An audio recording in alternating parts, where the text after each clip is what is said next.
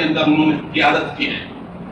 ایک عالم دین کی قیادت تھی وہ, ایک بصیرت افروز شخصیت کی قیادت تھی وہ, نگاہ بلند, سخن دل نواز, جہاں پرسوز.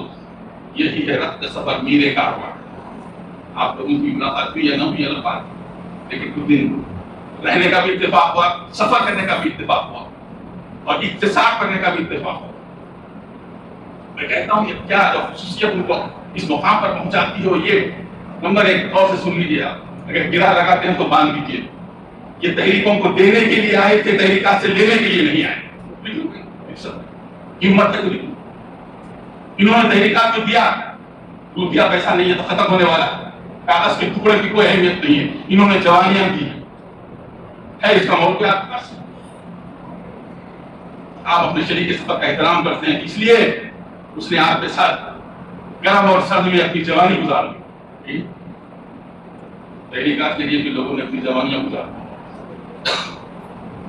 مال دولت اسباب تو چھوڑیے, غلط بات.